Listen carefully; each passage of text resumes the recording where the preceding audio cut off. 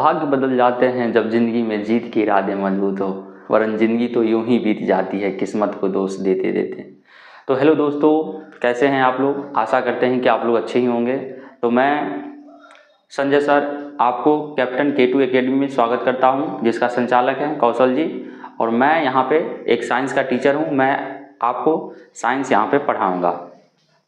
तो जितने भी बच्चे 2025 में 10th बोर्ड का एग्ज़ाम देंगे, उन सभी के लिए ये एक अच्छा सा प्लेटफॉर्म है, जहाँ पे आपको आपके तैयारी को एक निश्चित मुकाम तक, एक निश्चित लेवल तक पहुँचाया जाएगा, बाकायदा कि आप हमसे जुड़े रहें। तो आप यदि हमसे जुड़े रहते हैं तो आपको कहीं न कहीं आपके तैयारी को एक निश्चित लेवल तक पहुँचाने का काम मेरा दायित्व रहेगा। तो मैं आपको तैयारी करने से पहले सबसे बड़ी बात होती है कि आपको जिस चीज़ का आप तैयारी करते हैं उसका पैटर्न पता होना चाहिए, उसका सिलेबस पता होना चाहिए। क्योंकि आप लोगों के पास 2025 में, जैसा कि आप लोग जान रहे हैं, 2025 में लगभग फरवरी के आसपास आपका एग्ज़ाम होगा। तो अभी अक्टूबर चल रहा है और अक्टूबर लगभग ख़त्म ही है। तो आपके पास नवंबर, दिसंबर और जनवरी, मात्र 3 माह ही समय है। इस 3 माह में क्या ऐसा पढ़े, क्या कम से कम चीज़ें पढ़ें जिससे कि हमारा साइंस में बेहतर से बेहतर नंबर आए और जिससे हम अपने ओवरऑल पूरे स्कोर को मेंटेन रख सकें। तो मैं आपको साइंस में वही सभी चीज़ें पढ़ाऊंगा जो आपको अच्छे नंबर लाने के लिए ज़रूरत है। तो चलते हैं पैटर्न की ओर। आज मैं आपको पैटर्न बतलाऊंगा। और हाँ, ये चीज़ें याद रखिए कि आपके पास टाइम बहुत कम है, तो कम समय में आपको ज़्यादा से ज़्यादा तैयारी करनी होगी। और किसी भी चीज़ की तैयारी से पहले उसका पैटर्न जान लेना इसलिए ज़रूरी होता है, उसका सिलेबस जान लेना इसलिए ज़रूरी होता है कि उसका हमें ओवरऑल एक आंकड़ा, एक ओवरऑल जानकारी मिल जाती है, जिससे कि हमारे तैयारी को एक मेंटेन तक, एक लेवल तक ले जाने में सहूलियत होता है। तो चलते हैं, पैटर्न आपको हम बतलाते हैं। तो आपके 10th बोर्ड एग्ज़ाम में साइंस में जो है 100 नंबर का क्वेश्चन पूछता है। 10th के एग्ज़ाम में साइंस में टोटल 100 मार्क्स होता है, जिसमें आपको 100 मार्क्स में 20 मार्क्स अपने संबंधित स्कूल से मिलता है। आपको ये आपको स्कूल से 20 मार्क्स प्रैक्टिकल का मिलता है, प्रैक्टिकल का। और रहा 80 मार्क्स, 80 मार्क्स का आपका एग्ज़ाम होता है। 80 मार्क्स का आपका एग्ज़ाम होता है, जिसमें आपको साइंस में फिजिक्स,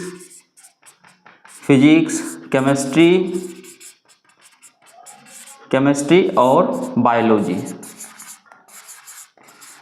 ये तीनों सब्जेक्ट पढ़ने होते हैं। तो आपके 10th एग्जाम में टोटल कितने मार्क्स का साइंस रहता है? 100 मार्क्स का रहता है, जिसमें से 20 मार्क्स आपका प्रैक्टिकल रहता है। 20 मार्क्स प्रैक्टिकल रहता है।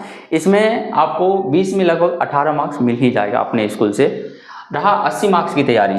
तो कहीं ना कहीं आप लोग किसी ना किसी संस्थान से जुड़े ही होंगे, कहीं ना कहीं किसी ना किसी संस्थान से अभी तक आप पढ़ाई करते ही होंगे। तो यदि आप ऐसे बच्चे हैं जो जिनका तैयारी अगर 60% भी कंप्लीट है, 50% भी कंप्लीट है, तो हमारे चैनल के साथ जुड़ करके, हमसे जुड़ करके आप अपने तैयारी को 60% से 85% तक इन्हेंस कर सकते हैं, 85 से 90% तक इन्हेंस कर सकते हैं। इसके लिए क्या करना होगा? इसके लिए आपको हमारे साथ निरंतर जुड़ा रहना पड़ेगा। हम जो भी पढ़ाते हैं उन सभी चीज़ों को आपको याद रखना पड़ेगा। सबसे मोस्ट चीज़ होता है याद रखना। अब याद कैसे रखें? तो इसके लिए सबसे आसान चीज़ें हैं कि आप जिस चीज़ को पढ़ते हैं उस चीज़ को बार बार रिवीजन करें। और किसी भी एग्ज़ाम में आपको अंततः रिवीजन ही एक लेवल तक आपको पहुंचाएगा। विदाउट रिवीजन आप किसी चीज़ को याद नहीं रख पाइएगा। तो लंबे समय तक याद रखने के लिए ज़रूरी है कि उस चीज़ का बार बार, समय समय पे बार बार रिवीजन करें। ठीक है, तो चलते हैं। सेम मार्क्स में क्या होता है? 100 मार्क्स का एग्जाम होगा, तो इसमें से आपको 20 मार्क्स का प्रैक्टिकल का रहेगा, 80 मार्क्स का एग्जाम होगा।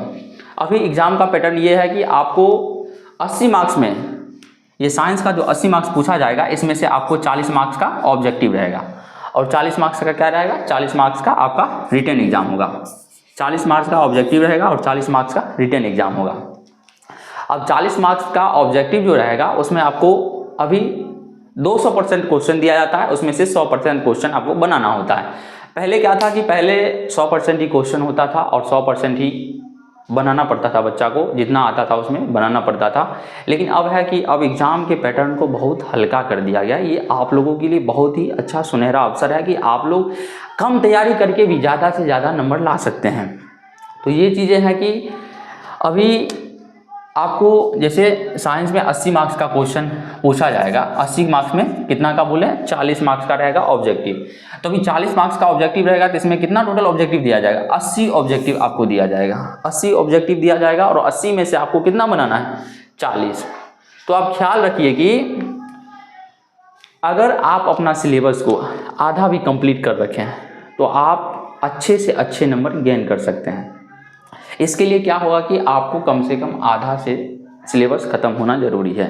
और अभी आपके एग्ज़ाम का समय बहुत ही नज़दीक है, इसमें आपको पूरे ज़ोर शोर से अभी एग्ज़ाम की तैयारी में लग जानी चाहिए और हमारे साथ जुड़े रहिए। आपको जितना भी तक आप तैयारी किए हैं, जो भी तैयारी किए हैं या नहीं भी किए हैं, जो बच्चा बिल्कुल शून्य है, जिनको अभी तक थोड़ा सा भी 10th के साइंस का नॉलेज नहीं हुआ है, वो साइंस में कुछ भी नहीं जानते हैं, तो उन बच्चों के लिए भी ये चैनल आपको एक सुनहरा प्लेटफॉर्म देगा, जिसके माध्यम से आप अपने तैयारी को अच्छा से अच्छा कर पाइएगा। अगर आप साइंस में अभी 0 हैं तो आप याद रखिए, जब आप एग्ज़ाम देने के लिए जाइएगा तब आप कम से कम 80% नंबर प्रैक्टिकल लगा के जरूर गेन कर पाइएगा। लेकिन इसके लिए शर्त यही है कि आपको हमारे साथ निरंतर जुड़े रहना पड़ेगा और हम जो भी पढ़ाते हैं, जो भी पढ़ाएंगे आगे चल के, जो भी आपको क्वेश्चन करवाएंगे, वे सभी चीज़ें को आपको याद रखनी पड़ेगी। ये एक कंडीशन रहा, तभी आप 0 से, अब यदि आपका तैयारी 0 लेवल का है तो आप कम से कम प्रैक्टिकल लगा के 80 मार्क्स तक जरूर ला सकते हैं। ठीक है, तो मैं ऑब्जेक्टिव का बात कर रहा था। तो ऑब्जेक्टिव में क्या है कि 80 ऑब्जेक्टिव आपको दिया जाएगा। अभी जो भी 2025 में एग्जाम में शामिल होंगे तो साइंस में ऑब्जेक्टिव आपको 80 दिया जाएगा, जिसमें से आपको 40 बनाना है। इसमें क्या है कि ऑब्जेक्टिव 80 ऑब्जेक्टिव में अप्रोक्स रहेगा 28-30 के आसपास, सबका सेम अनुपात में रहेगा। क्वेश्चन रहेगा 28-27 ऐसे ही करके, इसमें 28-27 फिजिक्स में से रहेगा, 28-27 केमिस्ट्री में से रहेगा, 28-27 बायोलॉजी में से रहेगा। ठीक है, तो ऐसा ही क्वेश्चन रहेगा। 80 क्वेश्चन हो सकता है, 1-2 क्वेश्चन इधर उधर भी हो सकता है। मैं आपको एक अनुमानित डाटा बता रहा हूँ, इसमें क्या है कि थोड़ा बहुत 1-2 आगे पीछे भी हो सकता है। ऑब्जेक्टिव का तो बात मैंने कर लिया, अब रहा सब्जेक्टिव का बात। 40 नंबर का तो आपको ऑब्जेक्टिव रहेगा, 80 क्वेश्चन देगा, जिसमें 40 नंबर का बनाना रहेगा और 40 नंबर का सब्जेक्टिव रहेगा। तो सब्जेक्टिव का बात किया जाए तो इस 40 नंबर में आपको जिस प्रकार ऑब्जेक्टिव में 200% क्वेश्चन दिया गया था, 200% मतलब आपको 40 बनाना है, लेकिन क्वेश्चन कितना दिया गया है 80, ये 200% हो गया। लेकिन 200% क्वेश्चन दिया है, आपको बनाना कितना है 100% बनाना है, यानी 80 क्वेश्चन दिया गया है, आपको बनाना कितना है तो 40%। उसी प्रकार यहाँ भी आपको 80 मार्क्स का क्वेश्चन दिया रहेगा और बनाना कितना रहेगा, बनाना रहेगा आपको लिखना रहेगा 40 मार्क्स का। अब 40 मार्क्स में कितने नंबर का क्वेश्चन कहाँ से पूछा जाएगा, ये सब चीज़ें जो है मैं आपको बता रहा हूँ। इसमें क्या है, फिजिक्स का वेटेज सबसे ज़्यादा रहता है। आप अगर 10th के बोर्ड का तैयारी कर रहे हैं, हिंदी मीडियम का जो भी छात्र हैं 10th के बोर्ड का यदि तैयारी कर रहे हैं, तो इस बात को ख्याल रखिए कि आपका सबसे ज़्यादा क्वेश्चन सामान्यतः फिजिक्स से ही पूछा जाता है। इसलिए हम आपको पहले फिजिक्स ही स्टार्ट करेंगे। तो रहा रिटेन का बात, तो रिटेन में आपको फिजिक्स में लगभग 14 नंबर का क्वेश्चन पूछा जाएगा। रिटेन में आपको फिजिक्स में लगभग 14 नंबर का क्वेश्चन पूछा जाएगा। हम अभी नवीनतम पैटर्न के अनुसार आपको बता रहे हैं, 2024 में जो भी विद्यार्थी शामिल हुए हैं और 2024 में जो क्वेश्चन पूछा गया है, जिस पैटर्न के आधार पर पूछा गया, उनके आधार पर हम बता रहे हैं कि आपको फिजिक्स में जो है रिटेन में है 40 नंबर में आपको 14 नंबर का क्वेश्चन पूछा जाएगा। 14 नंबर में 8 नंबर का आपका रहेगा लघु उत्तरीय, 16 क्वेश्चन रहेगा, उसमें से आपको 16 नंबर का क्वेश्चन रहेगा, उसमें से आपको 8 नंबर का क्वेश्चन बनाना पड़ेगा। 16 नंबर का क्वेश्चन रहेगा, यानी 8 क्वेश्चन रहेगा, प्रत्येक क्वेश्चन 2 नंबर का रहेगा। 8 क्वेश्चन में से किन्हीं 4 क्वेश्चन का आपको आंसर देना पड़ेगा। 8 क्वेश्चन में से किन्हीं 4 क्वेश्चन का आंसर देना पड़ेगा, और वो 4 क्वेश्चन कितना नंबर का रहेगा, 4 क्वेश्चन, प्रत्येक क्वेश्चन 2 का रहेगा, 4 क्वेश्चन 8 नंबर का। यानी लघु उत्तरीय आपको पूछेगा फिजिक्स में 4 क्वेश्चन पूछेगा जो 8 नंबर का रहेगा। अब बचा 6 मार्क्स। फिजिक्स में क्या होता है कि लॉन्ग क्वेश्चन जो होता है वो 6 नंबर का पूछा जाता है। लॉन्ग क्वेश्चन 2 दिया रहेगा, उसमें से आपको एक ही बनाना होता है, यानी 12 मार्क्स का लॉन्ग क्वेश्चन दिया जाएगा, 2 क्वेश्चन, उसमें से आपको केवल एक क्वेश्चन बनाना है जो 6 नंबर का रहता है। तो 8 नंबर का लघु उत्तरीय हो गया और 6 नंबर का एक दीर्घ उत्तरीय हो गया, तो 14 नंबर का हो गया फिजिक्स का। और रहा केमिस्ट्री का, तो केमिस्ट्री का भी लगभग सेम ही पैटर्न है। उसमें भी आपको टोटल 8 क्वेश्चन दिया रहेगा 16 नंबर का, जिसमें से आपको 4 क्वेश्चन बनाना है 8 नंबर का। 4 लघु उत्तरीय क्वेश्चन 8 नंबर का, 4 लघु उत्तरीय क्वेश्चन 8 नंबर का बनाना होगा। तो 8 नंबर का लघु उत्तरीय हो गया, और इसमें दीर्घ उत्तरीय जो है केवल और केवल 2 पूछा जाता है, जिसमें से आपको 1 बनाना होता है, तो 5 नंबर का ये दीर्घ उत्तरीय रहता है। तो 4 लघु उत्तरीय 8 नंबर का और 1 दीर्घ उत्तरीय बनाना है 5 नंबर का, तो 8 5 13 नंबर का। टोटल कितने नंबर का? 13 नंबर का केमिस्ट्री में आपको पूछा जाएगा। अब बायोलॉजी का भी पैटर्न सेम ही है बिल्कुल। बायोलॉजी का भी आपको लगभग 13 नंबर का क्वेश्चन रिटेन में पूछा जाएगा, ऑब्जेक्टिव छोड़ के रिटेन में 13 नंबर का क्वेश्चन पूछा जाएगा, जिसमें से 8 क्वेश्चन रहेगा आपको लघु उत्तरीय, और 8 क्वेश्चन लघु उत्तरीय रहेगा। प्रत्येक क्वेश्चन 2 नंबर का रहेगा, जिसमें से आपको केवल और केवल कितना क्वेश्चन बनाना है? 4 क्वेश्चन, यानी आधा ही क्वेश्चन आपको बनाना है। और ये 4 क्वेश्चन कितना नंबर का हो जाएगा? 8 नंबर का हो जाएगा। फिर बचा क्या? फिर बचा दीर्घ उत्तरीय क्वेश्चन। फिर बचा क्या? बचा दीर्घ उत्तरीय क्वेश्चन, जो आपको 5 नंबर का रहेगा। इसी प्रकार जिसमें आपको केमिस्ट्री में 5 नंबर का दीर्घ उत्तरीय क्वेश्चन पूछा गया था, उसी प्रकार बायोलॉजी में भी आपको 5 नंबर का ही दीर्घ उत्तरीय क्वेश्चन पूछा जाएगा। लेकिन फिजिक्स में आपको 6 नंबर का दीर्घ उत्तरीय क्वेश्चन पूछा जाएगा। तो आप लोग जोड़ सकते हैं कि 13 नंबर हो गया बायोलॉजी का, 13 नंबर केमिस्ट्री का, और 14 नंबर फिजिक्स का। 13 13 26 और 14 40, यानी 40 अंक का आपको किसमें पूछा जाएगा? रिटेन में, जो आपको लिखना पड़ेगा, ठीक है। और 40 मार्क्स का रहेगा आपका ऑब्जेक्टिव। 80 क्वेश्चन देगा और 40 क्वेश्चन ऑब्जेक्टिव में बनाना होता है। और अभी वर्तमान के पैटर्न के अकॉर्डिंग नंबर गेन करने का सबसे आसान तरीका है कि आप ऑब्जेक्टिव को 40 में 40 बना लीजिए। अगर आपका ऑब्जेक्टिव 40 में 40 सही है, और कहीं ना कहीं आप रिटेन में भी अगर थोड़ा बहुत भी तैयारी किए हैं, तो आपका नंबर अच्छा खासा आ सकता है, लगभग 80 से 85% तक। तो ये चीज़ें आप लोग एक बार और मैं समझा दे रहा हूँ कि आपका जो भी विद्यार्थी अभी 2025 में 10th का बिहार बोर्ड से 10th का एग्ज़ाम दे रहे हैं, तो उनके लिए क्या है कि साइंस का पैटर्न है। उसमें साइंस का पैटर्न में 100 नंबर का आपको मार्क्स रहेगा। 100 नंबर के मार्क्स में 20 नंबर का प्रैक्टिकल रहेगा, जो आपको संबंधित हाई स्कूल से प्रदान किया जाएगा। 20 नंबर में कम से कम 18-17 नंबर ऐसे आपको मिल ही जाएगा। और जहाँ तक 80 नंबर की तैयारी की बात रहा, तो 80 नंबर की तैयारी के लिए आप लोग हमसे जुड़ सकते हैं। और जुड़ करके अगर आप अभी 0 भी हैं, अगर आप अभी बिल्कुल भी कुछ भी नहीं तैयारी किए हैं, तो आप लोग वैसे विद्यार्थी भी हमसे जुड़ सकते हैं। मैं वे तमाम चीज़ें पढ़ाऊँगा जिससे कम से कम जो अभी विद्यार्थी 0 पे हैं, वो कम से कम 80% तक मार्क्स प्रैक्टिकल लगा के गेन कर सके। इतना हम इस 3 माह में ज़रूर पढ़ा दूंगा कि आपको जो विद्यार्थी बिल्कुल कुछ भी नहीं जानते हैं, तो उनको 80 नंबर आराम से आ जाएगा। और जो विद्यार्थी अपना तैयारी कम से कम आधा भी पूरा कर लिए हैं, तो वे उनके लिए तो और सुनहरा अवसर है कि आप लोग अपने तैयारी को एक और अलग लेवल तक पहुंचा सकते हैं, जिसमें आपको कम से कम 90% प्लस 90 to 95% आपको मार्क्स आने का संभावना बढ़ जाएगा। तो ये सब चीज़ें आप ध्यान रखिएगा। और ये तो इंट्रोडक्शन क्लास रहा, इसके बाद मैं आपको अभी बतलाऊंगा कि फिजिक्स में हमको क्या पढ़ना पड़ता है, केमिस्ट्री में क्या पढ़ना पड़ता है, और बायोलॉजी में हमको क्या पढ़ना पड़ता है। तो ये सब चीज़ें मैं अभी आपको बतलाऊंगा। तो चलिए आगे मैं आपको उसका सिलेबस के बारे में चर्चा करते हैं, ठीक। यहाँ तक रहा फिजिक्स के सिलेबस की बात। ये रहा आपका फिजिक्स का सिलेबस। यहाँ से आपको लगभग 26 से 27 नंबर का टोटल क्वेश्चन पूछा जाएगा, जिसमें आपको 14 नंबर का रिटन क्वेश्चन रहेगा और 13 से 14 नंबर का आपका ऑब्जेक्टिव रहेगा।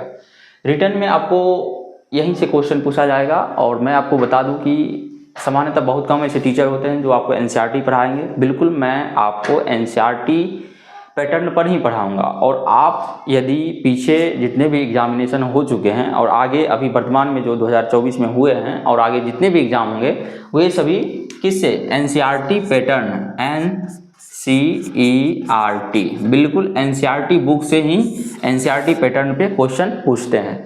तो मैं आपको ये सभी टॉपिक जो हैं, ये सभी चैप्टर जो हैं, आपको एनसीईआरटी बेस पर ही कवर कराऊंगा और बिल्कुल टू द पॉइंट एनसीईआरटी करवाऊंगा, ताकि आप लोगों को एग्ज़ाम में अच्छे से अच्छे नंबर आ सके। और अभी तक जितने भी एग्ज़ाम हुए हैं, आप लोग अपना रिव्यू कर लीजिएगा, देख लीजिएगा, उस पर रिसर्च कर लीजिएगा कि आपका क्वेश्चन एनसीईआरटी बुक से ही आता है, लेकिन क्या होता है कि टीचर एनसीईआरटी बुक पढ़ाना पसंद नहीं करते हैं, क्योंकि एनसीईआरटी बुक में क्या है कि इसमें थोड़ा लेंदी सा प्रोसेस रहता है, लेंदी सा थोड़ा इसका जो लिखावट होता है थोड़ा हार्ड होता है, इसलिए बहुत की अधिकांश टीचर और लगभग 95% टीचर एनसीईआरटी बुक नहीं ही पढ़ाते हैं। मैं आपको एनसीईआरटी से ही सारा चीज़ कवर कराऊंगा ताकि आपके एग्जाम में अच्छे से अच्छे मार्क्स आ जाए। तो उसमें है कि आपका पहला चैप्टर हो जाएगा प्रकाश का परावर्तन और अपवर्तन। इसमें आपको मैं प्रकाश के परावर्तन के बारे में बताऊंगा, प्रकाश के अपवर्तन के बारे में बताऊंगा, दर्पण के बारे में बताऊंगा, दर्पण सूत्र के बारे में बताऊंगा, प्रतिबिंब के बारे में बताऊंगा। ये सभी इस चैप्टर के अंतर्गत मैं आपको पढ़ाऊंगा। दूसरा चैप्टर रहा मानव नेत्र एवं रंग बिरंगा संसार। इसके अंतर्गत आपको मैं मानव नेत्र का स्ट्रक्चर के बारे में सबसे पहले बताऊंगा, और हम किसी वस्तु को किस प्रकार देख पाते हैं और कोई वस्तु क्यों हमें दिखता है, ये सभी चीज़ें हम इसके अंतर्गत ही पढ़ेंगे। और इसके अंतर्गत हम मानव नेत्र के संरचना के साथ साथ देखने की क्रियाविधि के साथ साथ मैं आपको और भी बहुत सारे इंटरेस्टिंग टॉपिक को बतलाऊंगा। तीसरा चैप्टर रहा विद्युत।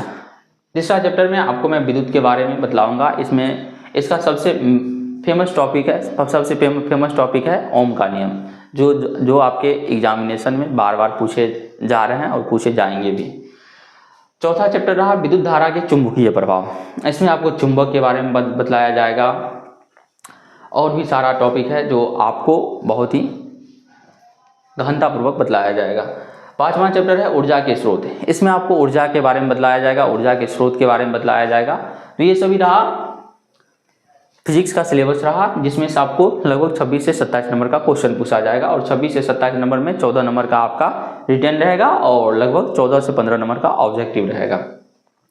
तो अब हम आगे चलते हैं, केमिस्ट्री के सिलेबस के बारे में बात करेंगे। तो ये रहा आपका केमिस्ट्री का सिलेबस, जिसमें पहला चैप्टर आपको रासायनिक अभिक्रियाएं एवं समीकरण पढ़ना होगा। दूसरा चैप्टर अम्ल, क्षार एवं लवण पढ़ना पड़ेगा।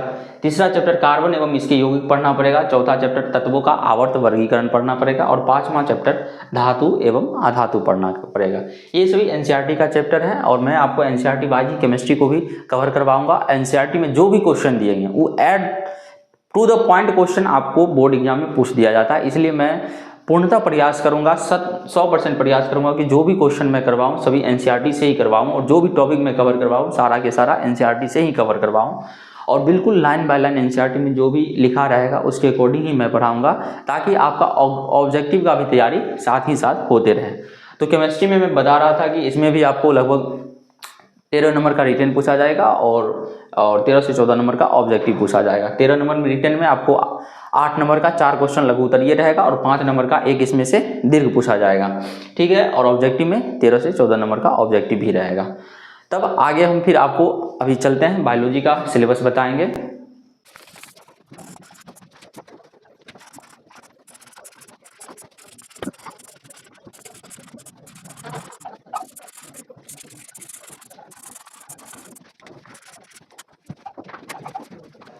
तो ये रहा आपका बायोलॉजी का सिलेबस, जिसमें पहला चैप्टर आपको जैव प्रक्रम पढ़ना पड़ेगा। दूसरा चैप्टर रहा नियंत्रण एवं समन्वय।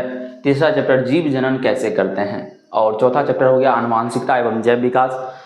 पांचवा चैप्टर हमारा पर्यावरण हो गया, और छठा प्राकृतिक संसाधनों का संपोषित प्रबंधन। ये सभी बायोलॉजी का टॉपिक रहा, जिससे आपके एग्जामिनेशन में, आपके 10th के बोर्ड एग्जामिनेशन में साइंस में क्वेश्चन पूछे जाते हैं। इसमें से भी आपको 13 से 14 ऑब्जेक्टिव रहेंगे, और 13 नंबर का लगभग आपका रिटन क्वेश्चन रहेगा, जिसमें से 8 नंबर का लघु उत्तरीय रहेगा, और 5 नंबर का एक दीर्घ उत्तरीय क्वेश्चन रहेगा। ये सभी चैप्टर को मैं आपको फिजिक्स केमिस्ट्री की तरह ही एनसीईआरटी से ही कवर करवाऊंगा। ये सभी एनसीईआरटी का ही टॉपिक है, और मैं एनसीईआरटी के बिल्कुल बेस्ट पैटर्न पर ही पढ़ाऊंगा, ताकि आपके एग्जामिनेशन में अच्छे से अच्छे मार्क्स आ सके। तो ये रहा सभी बायोलॉजी का सिलेबस रहा, जिसको मैं आपको अगले क्लास से कवर कराऊंगा। अगले क्लास की बात करें तो आगे का जो भी मेरा क्लास होगा तो फिजिक्स से ही मैं क्लास स्टार्ट करूंगा, क्योंकि फिजिक्स का वेटेज थोड़ा ज़्यादा है, इसलिए मैं क्लास अपना फिजिक्स से ही स्टार्ट करूंगा। और आप लोग हमारे साथ जुड़े रहिए। मैं आशा नहीं, आपको विश्वास दिलाता हूं, आपके तैयारी को एक निश्चित लेवल तक पहुंचा दूंगा, जहां से आप अच्छे से अच्छे मार्क्स को प्राप्त करेंगे। इसके लिए आपको करना यही है कि आप हमारे साथ निरंतर जुड़े रहें, और आपके पास टाइम बहुत कम है, तो आपके लिए ये होना चाहिए कि टाइम बहुत कम है, इसमें हम क्या पढ़ें। कैसे पढ़ें, क्या पढ़ें, उसके लिए हम हैं ही, आपको पढ़ाएंगे। साइंस में जो भी ज़रूरी चीज़ें हैं, आपको साइंस में 90% मार्क्स गेन करने के लिए 90 to 95% मार्क्स गेन करने के लिए जो चीज़ें भी आपको ज़रूरत होगा, ऑब्जेक्टिव में हो या सब्जेक्टिव में, क्वेश्चन आंसर जो भी होगा, मैं सभी आपको इन 3 माह में करवाऊँगा। बस आप लोग हमारे साथ जुड़े रहिए, हमारे चैनल से जुड़े रहिए। आपको आपके बोर्ड एग्ज़ाम तक बिल्कुल मुफ्त में पढ़ाई करवाया जाएगा। तो आज का क्लास यहीं ख़त्म करते हैं। ये रहा मेरा इंट्रोडक्शन क्लास। आगे हम फिर मिलेंगे। जय हिंद।